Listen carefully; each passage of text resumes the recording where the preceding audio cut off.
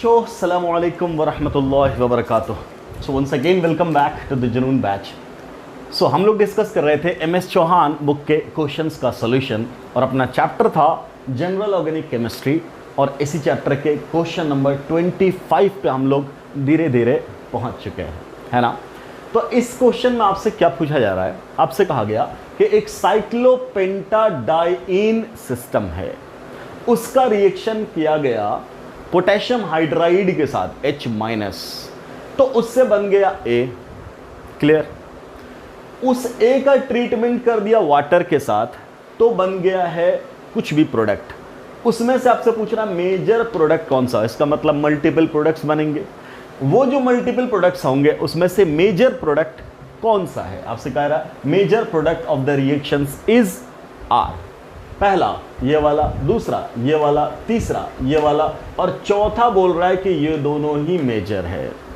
बहुत ही इंटरेस्टिंग अच्छा क्वेश्चन, मज़ेदार क्वेश्चन, थोड़ा सा डायग्रामेटिकली ट्विस्टेड है, बाकी इसमें कुछ खास बात ऐसी नहीं है ना, बट डायग्रामेटिकली थोड़ा सा ट्विस्ट किया तो इंटरेस्टिंग बन गया सवाल। रेजोनेंस पे बेस्ड क्वेश्चन है, थोड़ा सा रिएक्शंस इन्वॉल्व है। ये जो स्टार लगाया है, स्टार है कार्बन 14, कहने का मतलब यहाँ कार्बन 14 है, बस सब बाकी सब 12 है। ये 14 है, बाकी सब 12 है, ये 14 है, बाकी सब 12 है, ये कहने का मतलब है। क्लियर। और स्टार्ट भी हो रहा है कार्बन नंबर 14 से। ठीक, क्या खास बात होगी उस कार्बन नंबर 14 की, जरा सोच के देखो। सबसे पहले बात कि ये जो आपने रिएजेंट किया इस्तेमाल, ये है पोटेशियम हाइड्राइड K+H-। हाइड्राइड के बारे में हम लोग क्या जानते हैं, कार्बेनाइन के बारे में हम लोग क्या जानते हैं, हम लोग ये जानते हैं हाइड्राइड और कार्बेनाइन बहुत ही ज़बरदस्त बेस होते हैं, है ना। जहां उसको हाइड्रोजन खींचने का मौका मिल जाएगा तो वो सारे काम को छोड़ करके H+ को एब्स्ट्रैक्ट करेगा। वाई? बिकॉज उसका basic strength very very high बोलते हैं हम लोग। समझ मारी बात? ठीक है। तो इसको कोई एसिडिक हाइड्रोजन दिखा क्या, तो अब फिर यहां पे एक सवाल आएगा एरोमेटिसिटी का, है ना। इस सवाल को क्लब कर दिया जाए एरोमेटिसिटी से। Sir sp2 sp2 sp2 sp2 और ये वाला जो हाइड्रोजन है यहाँ पे, ये वाला दो हाइड्रोजन, ये कार्बन हो गया sp3, लेकिन अगर यहां से ये H+ खींच ले तो ये बन जाएगा क्या, सोच के देखो। A क्या बनेगा तुम्हारा, A बन जाएगा ऐसा, ये बन गया A। यहां बन जाएगा कार्बेनाइन, क्या बन जाएगा बोलो, कार्बेनाइन। समझ में आ रही है बात। ये H+ निकलने के बाद बन जाएगा कार्बेनाइन। अगर ये कार्बेनाइन स्टेबलाइज हो गया तभी तो ये हाइड्रोजन एसिडिक होगा, और स्लाइटली भी एसिडिक हुआ तो ये इतना स्ट्रॉन्ग बेस है कि खींच के तो जरूर ले जाएगा। अब जरा सोच के देखो, क्या ये नेगेटिव चार्ज स्टेबलाइज्ड है, क्या ये कार्बोनाइन स्टेबलाइज्ड है, बोलेंगे बिल्कुल स्टेबलाइज्ड है, बेहतरीन स्टेबलाइज्ड है। कैसे, तो बोलेंगे रेजोनेंस है। कितना रेजोनेटिंग स्ट्रक्चर याद है, साइक्लोपेंटाडाइनाइल कार्बोनाइन का कितना रेजोनेटिंग स्ट्रक्चर बनाते हो, तो सर 5 बनाते हैं ना। क्लियर।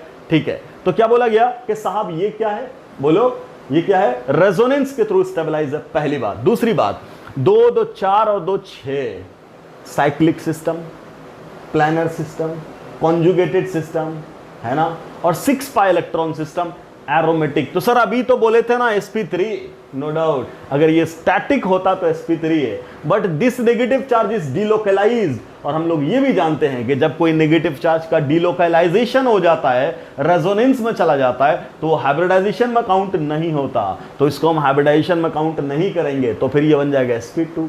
तो सारे एटम sp2, इसका मतलब क्या मतलब, कॉन्जुगेटेड हो गया, conjugated cyclic planar plus 6 pi system, so it becomes aromatic, और एरोमेटिक कार्बोनाइंस आर हाईली स्टेबल। समझ मारी बात। कार्बोनाइंस में से हम लोग सबसे ज्यादा स्टेबल कार्बोनाइन जो गिनते हैं वो एरोमेटिक को ही मानते हैं, याद है ना आपको। कार्बोकेटाइन में नो डाउट हम लोग back bonded carbocation, sigma, resonance, ये सब बात मानते हैं, लेकिन कार्बोनाइन में एरोमेटिक से ज्यादा स्टेबल कोई होता ही नहीं है। So this is one of the most stable carbanion. Clear now. ठीक है, ठीक है। इसका मतलब ये H+ निकल गया सर। अब फिर से ये बन गया कार्बोनाइन, और फिर हम लोग कार्बोनाइन के बारे में क्या बोलते हैं, वेरी स्ट्रॉन्ग बेस, और उसके सामने आपने क्या ला दिया। अच्छा एक बात और ध्यान से, कि सर ये जो आपने यहां स्टार लगाया था, तो वो स्टार तो अभी भी यही है ना, नो डाउट यही है, बोलो स्टार तो यही है। अब आपको ये कह रहा है कि ये जब वाटर से, या वाटर दे दिया आपने क्या दे दिया, वाटर, तो ये वाटर से क्या कर लेगा, सोच के देखो, आपने इसके सामने क्या रख दिया, वाटर, क्या रख दिया बेटा, सोच के देखो, वाटर, ओके, ये वाटर है, तो वाटर क्या होता, एसिडिक, है ना, तो ये वाटर से क्या कर लेगा, H+ खींच लेगा, और H+ खींच लेगा तो फिर से क्या बना देगा, फिर से ये बना देगा, बोलो ये सर, नो, क्लियर, फिर से क्या बना देगा, साइक्लोपेंटाडाइन। लेकिन अब क्या एक साइक्लोपेंटाडाइन बनेगा, नहीं, बिल्कुल नहीं। अब जरा सोच के देखो, पहले, सबसे पहले बात, जो आपने ये बनाया है, ये जरा इस पे गौर करो, तो सर अगर हम इसकी बात करें तो इसके रेजोनेटिंग स्ट्रक्चर्स देखिए, पहला जो सिस्टम है वो तो यही है, हम यहीं से बनाना शुरू करें, बाद में स्टार लगा देंगे, ये रेजोनेंस करेगा, ये पहुंचेगा यहाँ और ये पहुंचेगा यहाँ, तो इसका अगला रेजोनेटिंग स्ट्रक्चर क्या लिखोगे बेटा, ये double bond as it is, यहाँ बना डबल बॉन्ड बना नेगेटिव चार्ज, अगला रेजोनेटिंग स्ट्रक्चर इसका क्या लिखोगे, तो क्या लिखेंगे, ये पहुंचेगा यहाँ और ये बन जाएगा नेगेटिव चार्ज, तो ये बन गया डबल बॉन्ड, ये बन गया डबल बॉन्ड, और ये रहा नेगेटिव चार्ज। फर्दर चलो नीचे यहाँ पे, है ना, अगला क्या, अगला ये पहुंचेगा यहाँ और ये पहुंचेगा यहाँ, तो क्या बन जाएगा, जरा सोच के देखो, अगला रेजोनेटिंग स्ट्रक्चर, ये डबल बॉन्ड जहाँ था वैसे ही ये डबल बॉन्ड बन गया और ये नेगेटिव चार्ज बन गया, क्लियर। अच्छा, अब अगली बात कर लो, नेक्स्ट क्या कहोगे, बोलो, नेक्स्ट इसके बाद फिर क्या पहुंचेगा, फिर वो कहाँ पहुंचेगा, सोचो, अब ये पहुंचेगा यहाँ और ये पहुंचेगा कहाँ, बोलो कहाँ पहुंचेगा, यहाँ, यही ना, समझ मारी बात, यही ना, तो क्या बन जाएगा, एक मिनट, ऐसा पहला, और ये पहुंचा यहाँ और ये पहुंचा यहाँ, ठीक है, दूसरा, फिर ये पहुंचा यहाँ और ये पहुंचा यहाँ, तीसरा, और तीसरे के बाद कहाँ पहुंचा, बोलो, तीसरे के बाद कहाँ पहुंचा, यहाँ, चौथा, ठीक है, तो अब अगर हम इसको भेजें यहाँ, तो ये कहाँ पहुंच जाएगा, यहाँ, नेगेटिव चार्ज, हाँ, ठीक है, बिल्कुल सही है, और ये बन गया डबल बॉन्ड, डन, ऐसा बना। पांचवें वाले में क्या बोलोगे, फिर ये कहाँ पहुंचेगा, सोच के देख, फिर कहाँ पहुंचेगा, पांचवें वाले में कहाँ पहुंचेगा, सोचो, कहाँ पहुंचेगा पांचवें वाले में, ये नेगेटिव चार्ज पहुंच जाएगा यहाँ, है ना, और ये तो यहाँ है ही डबल बॉन्ड, क्लियर, और ये पहुंच जाएगा नेगेटिव चार्ज यहाँ, क्लियर, समझ मारी बात। ऐसे रेजोनेंस करता हुआ अगले रेजोनेटिंग स्ट्रक्चर हम लोग पहुंचे। What about these two, sir these two are identical, जहां आइडेंटिकल होता काट देते, यस सर, नो, क्लियर है, सिमेट्रिकल होना अलग बात है, आइडेंटिकल होना अलग बात है, क्लियर, तो ये दोनों क्या हो गया, बिल्कुल सेम। अब आओ तुम क्या, कि अपने पास क्या था, स्टार मार्क, तो सर स्टार मार्क तो यही है ना, एटम थोड़े ना अपनी जगह से हिल रहा है, पाई बॉन्ड का ही तो डिलोकलाइजेशन दिखा रहे हैं आप, ये बन गए सर, ये तो बन गए, क्लियर, ये बन गया 5 रेजोनेटिंग स्ट्रक्चर्स। अब जरा सोच के देखो बेटा, इन 5 रेजोनेटिंग स्ट्रक्चर्स को देखो, 5 को वाटर के साथ ट्रीट कर दोगे, उसका कॉरस्पॉन्डिंग क्या बन जाएगा, इसके कॉरस्पॉन्डिंग क्या बन जाएंगे, बोलो क्या बन जाएगा, साइक्लोपेंटाडाइन बनता चला जाएगा। अरे यहाँ से H+ खींच करके बन जाएगा, यहाँ बॉन्ड हाइड्रोजन के साथ, यहाँ भी बन जाएगा, यहाँ ही बन जाएगा, यहाँ ही बन जाएगा, यहाँ ही बन जाएगा, क्लियर।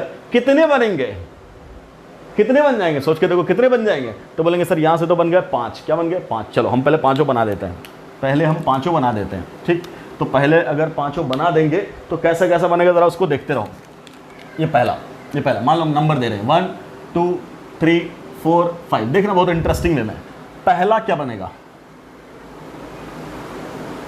डबल बॉन्ड यहाँ यही रहा, ठीक, दूसरा क्या बनेगा, डबल बॉन्ड यहाँ और स्टार मार्क यहाँ है, ठीक है। तीसरा क्या बनेगा, बोलो तीसरा क्या बनेगा, डबल बॉन्ड यहाँ, स्टार मार्क तो यही। चौथा क्या बनेगा, डबल बॉन्ड यहाँ और यहाँ, है ना, और स्टार मार्क यही है। अच्छा, पांचवा क्या बनेगा बेटा, बोलो, डबल बॉन्ड यहाँ और स्टार मार्क तो यही है, ठीक। अब जरा तुम सोच के देखो, ये रहा पहला, ये रहा दूसरा, ये रहा तीसरा, ये रहा चौथा, ये रहा पांचवा। आपसे बोला मेजर प्रोडक्ट्स, तो ऑब्वियसली यहाँ 5 प्रोडक्ट बने हैं। अब जरा तुम सोच के देखो, इनमें से कोई है ऐसा जो एक ही जैसा है, जरा सोच के देखो, कोई है जो एक ही जैसा है, जरा आराम से देखना, आराम से देखो बेटा, आराम से। अब जरा देखो सुकून से, क्या बोल रहे हैं, ये डबल बॉन्ड यहाँ है और ये डबल बॉन्ड यहाँ है। अगर हम इसको जस्ट ऐसे पलटा दें तो क्या यही वाला डबल बॉन्ड यहाँ नहीं आ जाएगा और ये तो घूम करके यहीं रह जाएगा। तो क्या ये दोनों बिल्कुल सेम है कि नहीं है, बोलो। क्या ये दोनों बिल्कुल सेम है कि नहीं, आइडेंटिकल है कि नहीं, बोलो जल्दी बोलो, है कि नहीं सेम। अच्छा, अगर हम इसको ऐसे पलटा दें तो क्या ये वाला यहां नहीं पहुंच जाएगा और ये वाला बॉन्ड इधर नहीं शिफ्ट हो जाएगा, और अगर हो गया तो इसका मतलब these two are also same. Clear.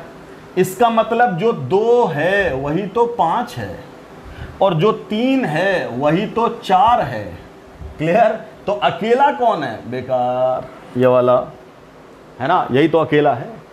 और ये दोनों क्या है, बिल्कुल सेम सेम ही तो है, दोनों तो एक ही चीज है, बस आपने पलटा करके रखा हुआ उसको।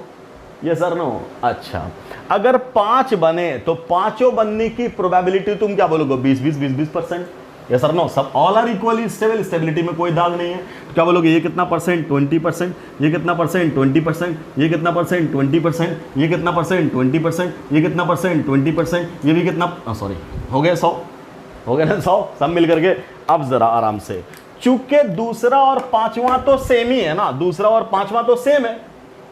क्लियर। अरे जब एक ही चीज है और दोनों 20-20%, तो ये टोटल कितना हुआ, 40% होने की प्रोबेबिलिटी तो है इसकी। क्लियर। अच्छा, और तीसरा चौथा तो बिल्कुल सेम है, तो इसके भी होने की प्रोबेबिलिटी 40% और इसके होने की प्रोबेबिलिटी 20%। बोलो या सर नो। तो एक्चुअल में आपके पास कितने डिफरेंट स्ट्रक्चर्स हैं, सो ऑब्वियसली यही 3 ही है। कहने को 5 दिख रहा है बट है क्या 3। वाई, बिकॉज ये दोनों तो आइडेंटिकल है, ये दोनों तो आइडेंटिकल है। यस और नो। क्लियर। तो कहने को क्या है, ओनली 3। ठीक। और इन तीनों में इसका और इसका परसेंटेज 40% है, और ये जो बेचारा बच गया इसका परसेंटेज 20 है। तो ये वाले का परसेंटेज कितना है, ओनली 20%, और इस वाले का कितना है, 40%। इस वाले का कितना है, 40%। अब मैंने आपको शुरू में क्या बोला था, बस घुमा करके रख दिया है। जरा सोच के देख, इसी को घुमा करके ऐसे रख देंगे कितना बन जाएगा, सोच के देख ऐसे। क्लियर। और इसको घुमा करके रख दे तो ऐसे नहीं बन जाएगा। अरे ये वाला स्टार को यहाँ लिया, एक बार इसको यहाँ लिया, तो वही चीज़ तो है, घुमा करके रखा हुआ। ये सर नो। क्लियर। तो यही आसान बात थी इसमें, मतलब ये खास बात थी कि ये भी 40%, ये भी 40%, तो दोनों का दोनों ही ना मेजर हो गया। इसलिए अपना आंसर कौन सा होगा बेटा, both B and C.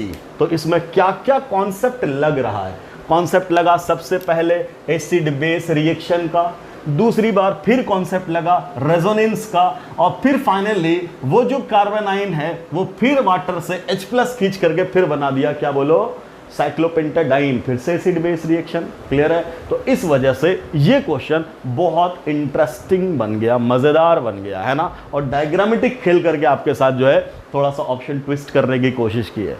Clear. मैंने सब कुछ पूरा आपको एक एक चीज स्टेप बाय स्टेप समझाने की कोशिश की है। डन। सो आई होप आपने इस क्वेश्चन को एंजॉय किया होगा, समझ में आया होगा, मजा आया होगा आपको, है ना। अगर कहीं पे कोई डिफिकल्टी हुई है तो एक बार फिर से रिवाइंड करके जरूर देख लीजिएगा। ठीक है। चलिए तो मिलते हैं अगले लेक्चर में क्वेश्चन नंबर 26 के साथ। लगे रहिए, बिल्कुल जम के लगे रहिए, खूब मेहनत करिए, पढ़ाई करिए, है ना। जो भी डाउट्स हैं वो पूछते रहिए कमेंट सेक्शन में, या मैंने जो अपना व्हाट्सएप नंबर दिया है उस पर पूछते रहिए। चलिए मिलते हैं अगले लेक्चर में। Thanks for watching the video. अस्सलाम वालेकुम।